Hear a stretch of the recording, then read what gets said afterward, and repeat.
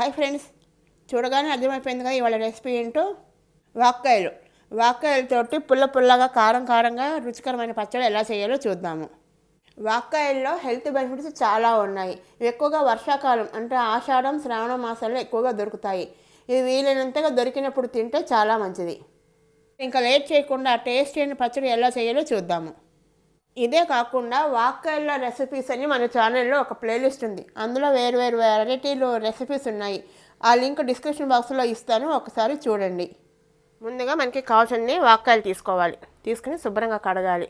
కడిగిన తర్వాత ముచ్చుగలు ఉంటాయి, చిన్న కాడల్లాగా ఉంటాయి, ఇవి తీసేయాలి. లేకపోతే గొంతులు అడ్డం పడతాయి. ఇలాగ ఏమైనా ఉంటే తీసేసేయాలి. ఇలా శుభ్రం చేసుకోవాలి అన్ని కాయలు. ఇట్లా కాయలని శుభ్రం చేసుకున్నాక వీటిని రెండు కింద తరుక్కోవాలి. కాయని నిలువుగా తరుక్కోవాలి.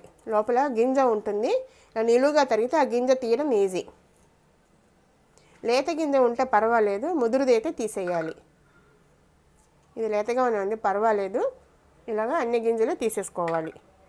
ఇలా అడ్డంగా తరిగితే గింజ తీయడానికి కష్టం అవుతుంది. చూసారు కదా, ఇలాగా.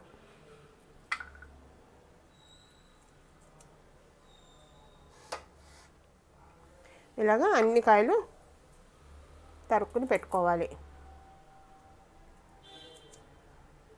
ఇలా గింజ ఉంటుంది, తీసేయాలి. ఇలాగా కాయల్ని ముక్కల కింద కట్ చేసుకోవాలి. అలాగే ఇలా మెత్తగా ఉండే కాయలు ఏమైనా ఉంటే తీసేయాలి. ఇది వేసుకుంటే బాగుండదు. గింజలు వీలైనంత వరకు ముదిరిన గింజలు మాత్రం తీసాను, లేత గింజలు ఉంచేసాను. చూసారు కదా, ఇక ఉంచేసాను. ఇప్పుడు ఏం చేయాలో చూద్దాము. ఇప్పుడు కారానికి సరిపడా మిరపకాయలు తీసుకోవాలి. మిరపకాయలు ఎండు మిరపకాయలు సగం, పచ్చి మిరపకాయలు సగం తీసుకుంటే బాగుంటుంది. వాక్కాయలు పుల్లగా ఉంటాయి కాబట్టి కొంచెం కారం ఎక్కువ వేసుకుంటేనే బాగుంటుంది. అందులో ఈ పచ్చిమిరపకాయలు కారం ఎక్కువ లేవు, అందుకని కొంచెం ఎక్కువ వేసాను. పోపు కోసం ఒక మూకులో నూనె వేసి వేడి చేయాలి. నూనె వేడెక్కింది. నూనె వేడెక్కిన తర్వాత కొంచెం మినపప్పు వేసుకోవాలి. అది 1 టేబుల్ స్పూన్ ఉంటుంది మినపప్పు. అలాగే మెంతులు,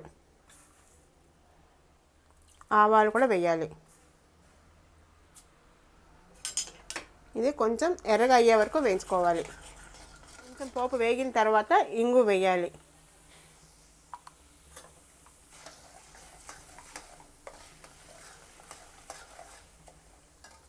అలాగే పచ్చిమిరపకాయలు, ఎండుమిరపకాయలు కూడా వేసేసి వేయించుకోవాలి.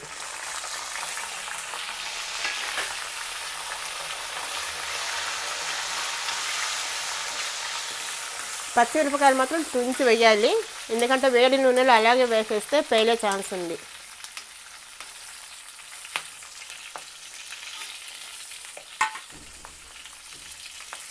ఇప్పుడు ఈ పోపులోంచి కొంచెము పైన వేసుకోవడానికి కొద్దిగా తీసి పక్కన పెడుతున్నాను. ఎందుకంటే ఈ పోపులోనే వాక్కాయలు కూడా వేయించుకోవాలి మనం. నేను కొంచెం ముందు ఎక్కువ వేసేసాను. ఇది కొంచెం పైనుంచి వేసుకుందాము. ఇప్పుడు ఈ వాక్కాయలు కూడా ఇందులో వేసి వేయించేసుకోవాలి.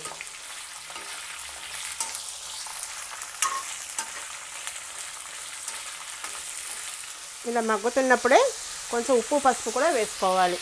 ఒక 1/2 స్పూన్ పసుపు, రుచికి సరిపడా ఉప్పు. ఉప్పు వేయడం వలన తొందరగా మగ్గుతాయి.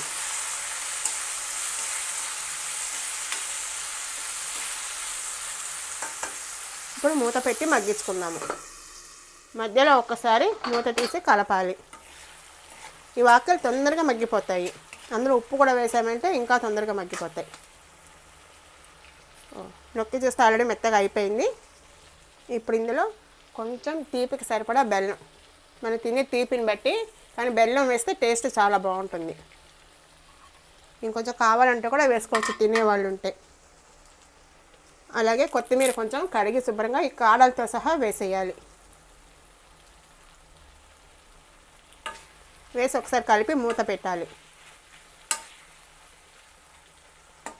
మగ్గిపోయేవి చూడండి, ఇక మగ్గిపోయాయి కదా. ఇప్పుడు ఇది మూత పెట్టేసి స్టవ్ కట్టేద్దాం. ఆవి మీద మగ్గిపోతుంది. ఇది కొంచెం చల్లారే వరకు ఆగాలి. ఈ వాక్కాయ ముక్కలన్నీ బాగా ఆరిపోయింది. ఇప్పుడు ఒక మిక్సీ జార్లోకి పోపుతో సహా ట్రాన్స్ఫర్ చేసుకోవాలి. ఇలా మిక్సీ జార్లోకి వేసుకున్నాక మెత్తగా గ్రైండ్ చేసుకోవాలి. ఇలా మెత్తగా గ్రైండ్ చేసుకున్న పచ్చడిని ఒక బౌల్లోకి తీసుకోవాలి. ఇందాక కొంచెం పోపు పక్కన పెట్టుకున్నాం కదా, ఇది పైనుంచి వేయాలి. అంతే, ఎంత టేస్టీగా ఉండే వాక్కాయ పచ్చడి రెడీ.